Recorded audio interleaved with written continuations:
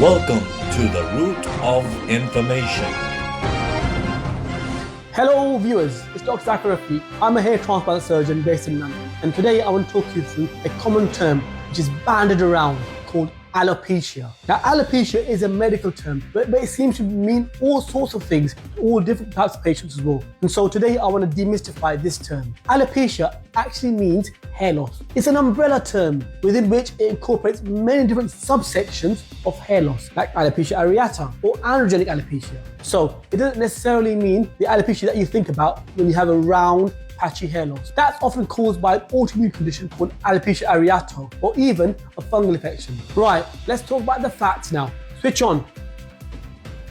And we start off with androgenic alopecia. This is a huge problem and affects both men and women. 50% of men above the age of 50 will suffer from some form of male pattern baldness. That's what you get classically when you start losing hair temporarily outside of the temples and also at the crown. And it also extends back and extends forward, and eventually you're left with this patch of hair. Interestingly enough, it's that patch of hair that we use to hair transplant patients. That's called the donor area. Aside from that, there are other types of alopecia that you need to be aware of. One of which is a circular loss of hair or a patchy loss of hair, which is called alopecia areata, but it can be also caused by other forms of alopecia like tinea or fungal infection. Another common form of alopecia is something I've touched on before, traction alopecia. This is where you put pressure on the hair follicle by pushing the hair back, and because of that, it affects the follicles at the temples and at the back of the head and neck. Common in certain subtypes of patients, like Afro-Caribbean patients who braid and weave, or patients from the Sikh community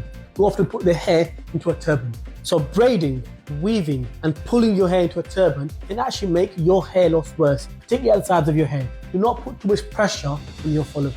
What's clear is that the symptoms of alopecia can vary from one type of alopecia to the next. What's even more important is that you recognize these and seek medical advice early. So see someone like myself, a hair transplant surgeon, or your GP, when you start experiencing this form of hair loss, let's start fighting this early and successfully. Thank you for today. Hope you enjoyed this video. Till next time, have a lovely day.